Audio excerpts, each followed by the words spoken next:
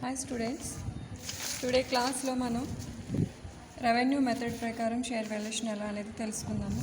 మనం already share వాల్యుయేషన్కి సంబంధించి ఒక మెథడ్ని తెలుసుకుని ఉన్నాం. Net assets method. Net assets methods means total assets minus total liabilities. మొత్తం ఆస్తుల్లోంచి మొత్తం అప్పులు తీసేయగా మిగిలిందంతా కూడా ఈక్విటీ వాటాదారులకు చెందుతుంది. కాబట్టి ఆస్తుల్ని ఆధారంగా చేసుకుని వాటా విలువ లెక్కించడం ఎలా అనేది మనం తెలుసుకుని ఉన్నాం. ఇప్పుడు ఈరోజు క్లాస్లో రెవెన్యూ బేస్ చేసుకుని వాల్యూని ఎలా ఫైండ్ అవుట్ చేసుకోవాలో తెలుసుకుందాం. యాక్చువల్గా some companies follows net assets method, but some companies follows revenue based method. అంటే కొన్ని కంపెనీస్ ఆస్తుల్ని ప్రాపర్టీస్ని బేస్గా తీసుకుని వాల్యూ ఫైండ్ అవుట్ చేసుకుంటాయి. కొన్ని కంపెనీస్ రెవెన్యూని బేస్ చేసుకుని కాలిక్యులేట్ చేసుకోవడం జరుగుతుంది. సో అంటే ఇది new method. Share valuation find out చేసుకోవడంలో మనం ఇదివరకు నేర్చుకున్న దానికన్నా ఒక కొత్త మెథడ్ ఈరోజు క్లాస్లో తెలుసుకోబోతున్నాము. సో దానికి మనకి ఇక్కడ ఒక సమ్ తీసుకున్నాము. ఓకే, సో ఆ సమ్లో ఉన్న డేటా ఏంటి, ఇన్ఫర్మేషన్ ఏంటి, మనకి ఎలా యూజ్ అవుతుంది అనేది చెప్తాను. ఇక్కడ ఒక బ్యాలెన్స్ షీట్ కనిపిస్తుంది. బ్యాలెన్స్ షీట్లో కొన్ని ప్రాపర్టీస్ ఉన్నాయి, అలాగే లయబిలిటీస్ కూడా డిస్ప్లే అయినాయి. మనకి ఎక్స్ట్రాగా ప్రాపర్టీస్ రీవాల్యుయేషన్ జరిగిన డీటెయిల్స్ కూడా ఇవ్వడం జరిగింది. సమ్ ఇయర్స్ ప్రాఫిట్స్ ఇవ్వడం జరిగింది. సమ్ అడ్జస్ట్మెంట్స్ ఉన్నాయి, అడిషనల్ ఇన్ఫర్మేషన్ కూడా మనకు ఉంది. సో వీటన్నిటినీ కన్సిడర్ చేస్తూ రెవెన్యూ బేస్ మీద ప్రిన్సిపల్స్ అప్లై చేసుకుంటూ వాటా విలువను ఎలా లెక్కించుకోవాలనేది ఈరోజు క్లాస్లో తెలుసుకుందాం. ఫస్ట్ ఆఫ్ ఆల్ అసెట్స్ చూసుకుంటే land and buildings, plant and machinery మనకి ఇక్కడ రివాల్యుయేషన్ జరిగినట్టు కనిపిస్తుంది. ప్లాంట్ అండ్ మిషనరీ 2,60,000, బట్ అడ్జస్ట్మెంట్స్లో display 2,40,000. Land and building shows 4,80,000, but balance sheet shows 2,20,000 only. అంటే ఇంక్రీజ్ అయిందనమాట. ప్లాంట్ అండ్ మిషనరీ వచ్చి డిక్రీజ్ అయింది, ల్యాండ్ అండ్ బిల్డింగ్స్ ఇంక్రీజ్ అయింది. సో మనం ఏంటంటే ఈ లేటెస్ట్ వాల్యూస్ని డిక్రీజ్ అయినప్పటికీ లేదా ఇంక్రీజ్ అయినప్పటికీ లేటెస్ట్ వాల్యూస్ తీసుకుంటాం. Next good will 3,20,000 rupees. అంటే మనకి గుడ్ విల్ అనేది అసలు బ్యాలెన్స్ షీట్లో కనిపించట్లేదు, కానీ మనకి అడ్జస్ట్మెంట్లో ఇచ్చారు కాబట్టి ఈ వాల్యూని కూడా మనం కన్సిడర్ చేయాలి. Next total datas 16,000 rupees or bad. So ఇక్కడ మనకి యాక్చువల్గా డేటాస్ వచ్చి 1,76,000 కనిపిస్తుంది, కానీ అడ్జస్ట్మెంట్స్లో 16,000 బ్యాడ్ డెట్స్ అన్నారు కాదు. కాబట్టి మనం రిమైనింగ్ అమౌంట్ని నెట్ డెటాస్ కింద చూపించాలి. నెక్స్ట్ మనకి 3 years ప్రాఫిట్స్ కూడా ఇవ్వడం జరిగింది. ప్రాఫిట్స్ నుంచి అడ్జస్ట్మెంట్ రిజర్వ్కి ట్రాన్స్ఫర్ చేయమని ఉంది. నెక్స్ట్ అదేవిధంగా some type of business carried by the company 10% return on shares. అంటే ఈ విధమైన కంపెనీలు 10% రాబడిని ఆశిస్తున్నాయని చెప్తున్నారనమాట. అంటే సాధారణ రాబడి రేటు అని తినాలి. సో ఈ ప్రాపర్టీస్ బేస్ చేసుకుని మనం ఏం ఫైండ్ అవుట్ చేసుకోవాలి, నెట్ అసెట్స్ ఫైండ్ అవుట్ చేసుకోవాలి. నెక్స్ట్ 3 years ప్రాఫిట్స్ బేస్ చేసుకుని మనం యావరేజ్ ప్రాఫిట్ ఫైండ్ అవుట్ చేసుకోవాలి. ఫైనల్గా ఈ రెండు వాల్యూస్ని యూజ్ చేసుకుని మనం షేర్ వాల్యూని ఫైండ్ అవుట్ చేసుకోవాలి. సో ఎలాంటి ప్రిన్సిపల్స్ అప్లై చేసుకోవాలి, రెవెన్యూ బేస్డ్గా మనకి షేర్ వాల్యూని ఎలా ఫైండ్ అవుట్ చేసుకోవాలన్నది ఇప్పుడు తెలుసుకుందాం.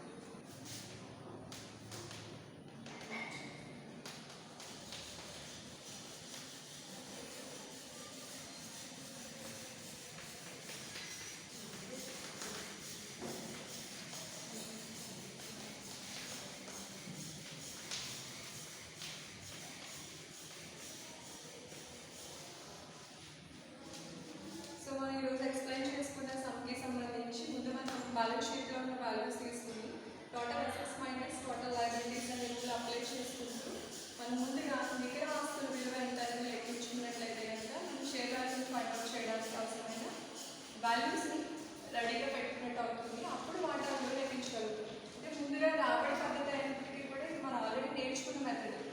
నికర ఆస్తుల పద్ధతి ప్రకారం ముందు మనం net assets value find out చేస్తుంది. ఇది ఫస్ట్ మెథడ్. ఫర్దర్గా ఎలా ఉందనేది సెకండ్ మెథడ్ ప్రకారం ఈరోజు క్లాసులు తెలుసుకున్నాము. First of all assets post చేసుకోవాలి. Land and buildings first one.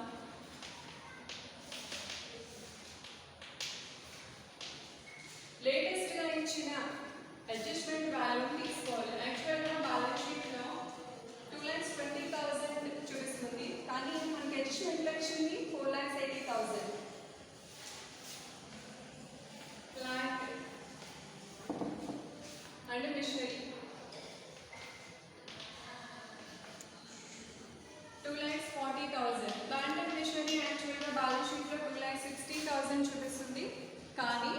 మనకి ఇక్కడ లేటెస్ట్ వాల్యూ 2,40,000 కాబట్టి అడ్జస్ట్మెంట్ ఇచ్చిన వాల్యూని తీసుకోవాలి.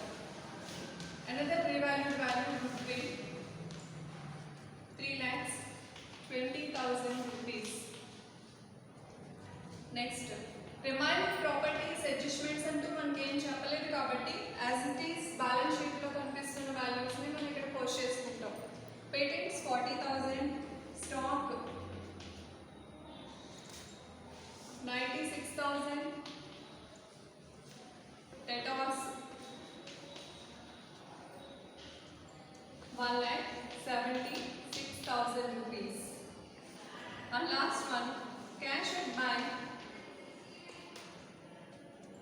1,04,000 rupees.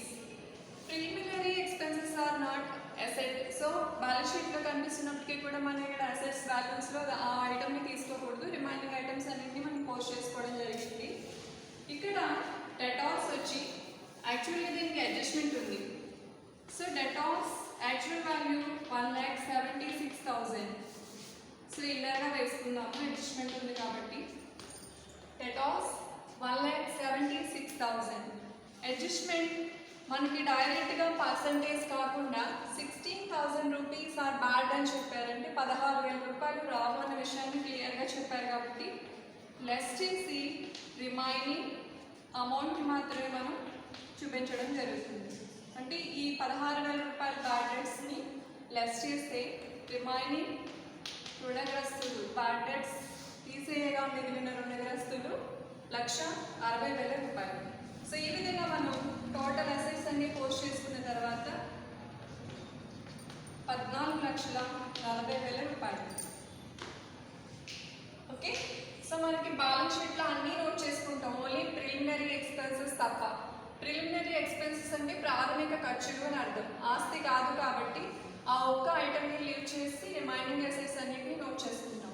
నెక్స్ట్ మన రూల్ ఏంటంటే total assets minus total liabilities కాబట్టి నెక్స్ట్ లెస్ లయబిలిటీస్ అప్పులు.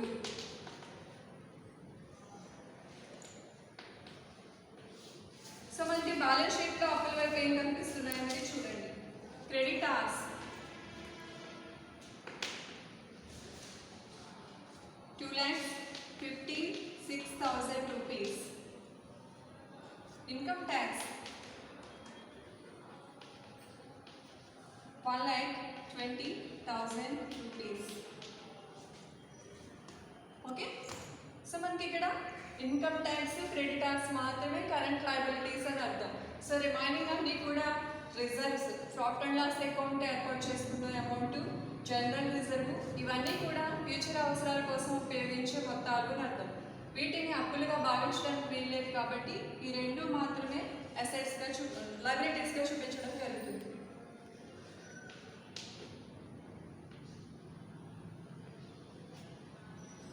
$3,76,000 టోటల్ లయబిలిటీస్. సో మొత్తం ఆస్తుల నుంచి మొత్తం అప్పులు తీసేస్తాం.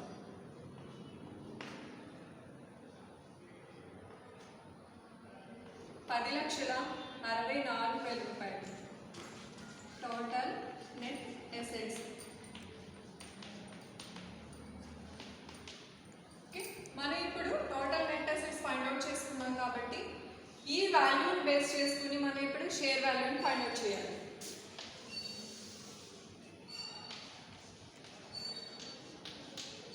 Equity share value total net assets by total number of equity shares. మొత్తం నికర ఆస్తుల విలువను మొత్తం ఈక్విటీ వాటాలతో భాగించినట్లయితే ఒక్కొక్క వాటా విలువ ఎంత అనేది మనం తెలుసుకోగలుగుతాం. ఎన్ని ఈక్విటీ వాటాలు అనేది మనకి బ్యాలెన్స్ షీట్లో లయబిలిటీ సైడ్ ఉంటుంది.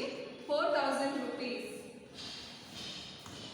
అంటే 10,64,000 రూపాయలు మొత్తం నికర ఆస్తుల విలువ. దీన్ని బేస్ చేసుకుని మనం ఇప్పుడు ఫైండ్ అవుట్ చేయడం జరుగుతుంది. Total number of equity shares liability side 4,000 కనిపిస్తుంది కాబట్టి బై 4,000 ఇజ్ ఈక్వల్ టు ఒక్కొక్క వాటా విలువ 266 రూపాయలు. ఓకే, మనం ఇది ఆల్రెడీ నేర్చుకున్న మెథడ్. నెట్ అసెట్స్ మెథడ్ ప్రకారం ముందు మనం షేర్ వాల్యూని ఫైండ్ అవుట్ చేసుకున్నాము.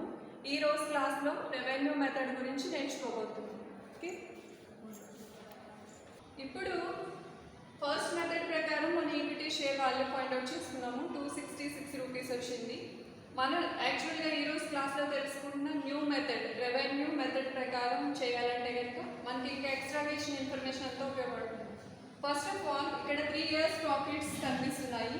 ముందుగా మనం ఏం చేయాలంటే ఈ 3 years ప్రాఫిట్స్ని బేస్ చేసుకుని సగటు లాభాన్ని ముందుగా లెక్కించుకోవాలి. సెకండ్ మెథడ్ రెవెన్యూ మెథడ్, రాబడి పద్ధతి ప్రకారం ఫస్ట్ కాలిక్యులేట్ చేసుకోవాల్సింది average profit. Average profit is equal to total profit by total number of years. మనం ఇది కూడా ఆల్రెడీ గుడ్విల్ కాలిక్యులేషన్లో నేర్చుకున్న points.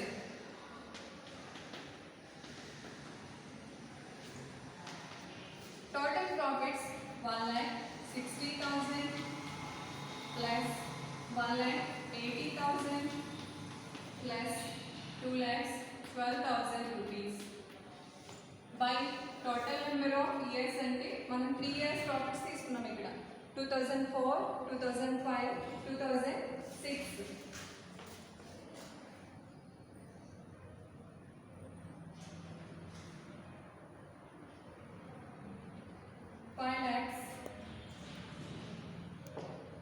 ₹52,000 by 3. Okay.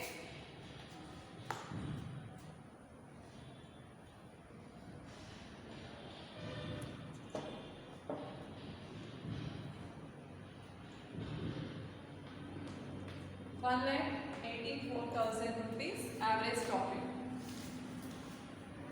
Average profit means total profit by total number of years. అంటే మనకి ఇచ్చిన ఎన్ని సంవత్సరాల లాభాలు అయితే ఇక్కడ ఉన్నాయో అన్ని సంవత్సరాల లాభాలని టోటల్ చేసుకుని ఎన్ని ఇయర్స్ అనేది మనకి అక్కడ చెప్పారో ఆ డిజిట్తో మనం డివైడ్ చేసుకున్నట్లయితే కనుక మనకి యావరేజ్ ప్రాఫిట్ అనేది వస్తుంది.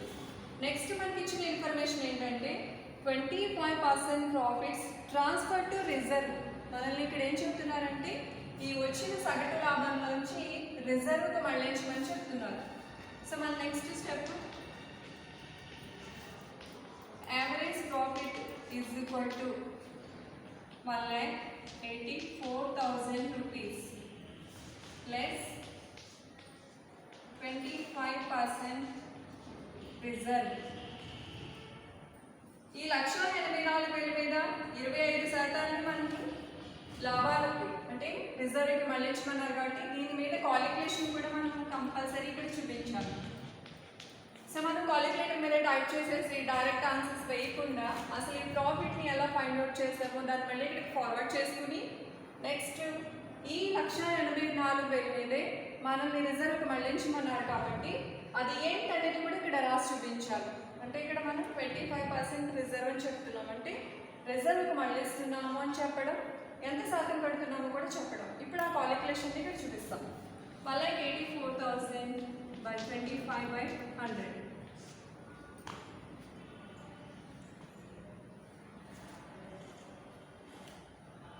$45,000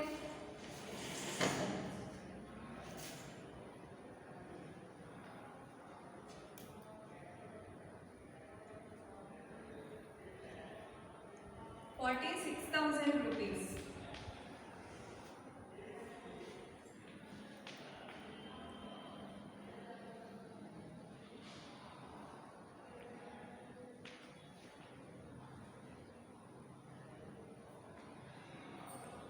₹1,38,000 మనకి profit.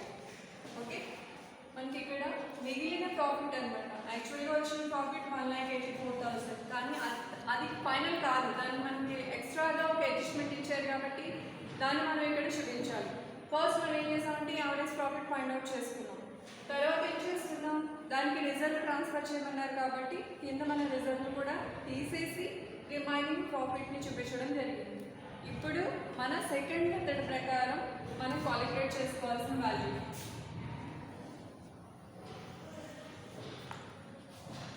Expected rate of return, దీన్ని షార్ట్ కట్లో ఈఆర్ఆర్ పిలవడం జరుగుతుంది. ఎక్స్పెక్టెడ్ రేట్ ఆఫ్ రిటర్న్, ఆశించిన రాబడి రేటు. దీనికి మనకున్న ప్రిన్సిపల్ ఏంటంటే average profit by equity share capital into 100. Okay, next. So మనకి average capital వచ్చి 1,38,000. All adjustments అన్ని ఫినిష్ అయిన తర్వాత మనకి మిగిలిన average profit 1,38,000. Equity share capital వచ్చి మనకి బ్యాలెన్స్ షీట్ లో డిస్ప్లే అవుతుంది 4 lakhs rupees into 100 is equal to 34.5. Expected rate of return, ఆశించిన రాబడి రేటు. ఇప్పటివరకు మనం ప్రతి సమ్లో కూడా సాధారణ రాబడి రేటు గురించి తెలుసుకున్నాం. సో సాధారణ రాబడి రేటు ప్రకారం మనకి క్వాలిక్యులేషన్స్ అంటూ ఏముండేవి కాదు, డైరెక్ట్గా ప్రాబ్లంలో మనకి ఇవ్వడం జరిగేది సమాచారం. ఇక్కడ మనం ఈరోజు ఎక్స్ట్రాగా నేర్చుకుంటుంది ఏంటంటే ఇది ఆల్రెడీ నెట్ అసెట్స్ మెథడ్ ప్రకారం మనం ఫైండ్ అవుట్ చేసాము. ఆల్రెడీ 2 క్లాసెస్లో ఈ విషయం గురించి తెలుసుకున్నాను కూడా. నెక్స్ట్ అదేవిధంగా గుడ్ విల్ క్వాలిక్యులేషన్స్ టైంలో యావరేజ్ ప్రాఫిట్ ఎలా క్వాలిక్యులేట్ చేయాలో తెలుసుకున్నాము. అడ్జస్ట్మెంట్స్ కూడా ఎలా చేసుకోవాలో మనకు ఆల్రెడీ తెలుసు. ఇప్పుడు మనం ఈరోజు ఈ రెవెన్యూ మెథడ్ ప్రకారం నేర్చుకుంటున్న ఎక్స్ట్రా న్యూ పాయింట్ ఏంటంటే ఆశించిన రాబడి రేటుని ఫైండ్ అవుట్ చేసుకుంటేనే మనం ఫైనల్గా షేర్ వాల్యూని ఫైండ్ అవుట్ చేయగలుగుతాం. అంటే కొత్త పాయింట్ ఏంటంటే ఆశించిన రాబడి రేటుని ఎలా లెక్కించుకోవాలి. దానికోసం అనుకున్న principle average profit by equity share capital. ఇది ఆల్రెడీ మనం కాలిక్యులేట్ చేసి పెట్టుకున్న value. So equity share capital అనేది మనకి బ్యాలెన్స్ షీట్లో ఉంటుంది. So equity share capital into 100 ఆ వాల్యూస్ వేసుకుంటే మనకి ఎక్స్పెక్టెడ్ రేట్ ఆఫ్ రిటర్న్ అనేది ఎంత వచ్చిందంటే 34.5. ఓకే, ఇప్పుడు final share value. Share value is equal to expected rate of return by normal rate of return into equity share value. నేను ఇక్కడ short కట్లో రాశాను. ERR means expected rate of return, NRR means normal rate of return. ఆశించిన రాబడి rate, సాధారణ రాబడి rate అని అర్థం. సో మనం ఈ రెవెన్యూ మెథడ్ ప్రకారం ఇప్పుడు final share value find out చేస్తున్నాం. So final share value find out చేయడానికి మనం ముందు ఏం చేసాం, యావరేజ్ ప్రాఫిట్ ఫైండ్ అవుట్ చేసుకున్నాం. నెక్స్ట్ రిజర్వ్ కాలిక్యులేట్ చేసి లెస్ చేసి రిమైనింగ్ ప్రాఫిట్ కాలిక్యులేట్ చేసాం. Next expected rate of return calculate చేసుకున్నాం. అంటే ఫైనల్ షేర్ వాల్యూని ఫైండ్ అవుట్ చేయడం కోసం సపోర్టెడ్ వాల్యూస్ అన్నింటినీ మనం కాలిక్యులేట్ చేసి పెట్టుకున్నాం. ఈ సపోర్టెడ్ వాల్యూస్ కోసం మనం చేసేది ఏంటంటే ప్రాబ్లంలో ఉన్న ఇన్ఫర్మేషన్ అంతా యూజ్ చేసుకుని ప్రిన్సిపల్స్ అప్లై చేసి సో రెడీగా పెట్టుకున్నట్లయితే మనకి ఫైనల్ షేర్ వాల్యూ అనేది తెలుస్తుంది. సో మనకి ఇక్కడ వచ్చిన ఎక్స్పెక్టెడ్ రేట్ ఆఫ్ రిటర్న్ ఎంత అంటే 34.5. ఇక్కడ మనకి పాయింట్ తర్వాత 5 ఉంది కాబట్టి 35 అని కూడా చూపించుకోవచ్చు. NRR సమ్లో ఉంటుంది చూడండి. Normal rate of return. Same type of business carried by the company 10% return on shares. ఇదే విధమైన వ్యాపారం చేస్తున్న సంస్థలకి 10% రావడానికి అవకాశం ఉంది అని చెప్తున్నారు. Okay, next equity share value each 100 rupees balance షీట్లో కనిపిస్తుంది చూడండి. ఒక్కొక్క వాటా విలువ 100 రూపాయలు అని చెప్తున్నారు. సో ఈ రెండు వాల్యూస్ మనకి ప్రాబ్లంలో ఉన్నాయి. మనం ఇప్పుడు expected rate of return calculate చేసుకున్నాం. ఫైనల్గా ఈ రూల్ని అప్లై చేసినట్లయితే మనకి షేర్ వాల్యూ అనేది వస్తుంది. సో ఇక్కడ 0 క్యాన్సిల్. సో అప్పుడు 345 రూపీస్ మల్టిప్లై చేస్తే కనుక 34.5 into 10 345 రూపీస్ వస్తుంది. ఇక్కడ నెట్ అసెట్స్ మెథడ్ ప్రకారం ఎంత వచ్చిందో చూడండి. 2 ఆల్రెడీ స్టార్టింగ్ క్లాస్లో కూడా చెప్పాను. ఎవరు ఏ మెథడ్ ఫాలో అవ్వాలనడానికి రూల్స్ అండ్ రెగ్యులేషన్స్ అంటూ ఏం లేవు. కొంతమంది ప్రాపర్టీస్ని బేస్గా తీసుకుని ఫైండ్ అవుట్ చేసుకుంటారు, కొంతమంది ప్రాఫిట్స్ని బేస్ తీసుకుని. రెవెన్యూస్ ఎప్పుడు కూడా దేన్ని ఆధారంగా చేసుకుని వస్తాయంటే ప్రాఫిట్స్. ప్రాఫిట్స్ ఎక్కువ వచ్చే కొద్ది రాబడి ఎక్కువ వస్తుంది. రాబడి అంటే లైక్ డివిడెండ్ అనమాట. వాటాదారులకి డివిడెండ్ ఎక్కడి నుంచి వస్తుందంటే లాభాల నుంచి వస్తుంది. లాభాలు అధికంగా వస్తే డివిడెండ్ అధికంగా ఉంటుంది అన్న కాన్సెప్ట్లో ఉంటే ఈ సెకండ్ మెథడ్ చూస్ చేసుకోవచ్చు. మనకి ఇక్కడ రెండు మెథడ్స్ డిస్ప్లే అవుతున్నాయి, చూసుకోండి. సో ఫైనల్గా మనం ఏం చేసామంటే expected rate of return qualified చేసుకుని రెవెన్యూ మెథడ్ ప్రకారం. సో వేరియేషన్ ఉందా లేదా? ఇక్కడ మనకి చూస్తే ప్రాపర్టీస్ బేస్ చేసుకుని 266 కనిపిస్తుంది. సెకండ్ మెథడ్ ప్రకారం చూస్తే 345 రూపీస్ కనిపిస్తుంది. మనకి బ్యాలెన్స్ షీట్లో 100 రూపీస్ ఉంది, కానీ ఇక్కడ 345 అంటే వాల్యూ ఇంక్రీజ్ అయిందన్నమాట. అంటే వాళ్ళు ప్రాఫిట్ని ఆధారంగా చేసుకుని ఫైండ్ అవుట్ చేసుకుంటే లేటెస్ట్ వాల్యూ అప్డేట్ అయిన వాల్యూ ఏంటంటే ఇంక్రీజ్ అయ్యింది అని అర్థం. సో నెట్ అసెట్ మెథడ్ ప్రకారం చూసుకున్నా కూడా ఇంక్రీజ్ అయ్యింది. 100 రూపీస్ వాల్యూ చేసేది 266 అయ్యింది.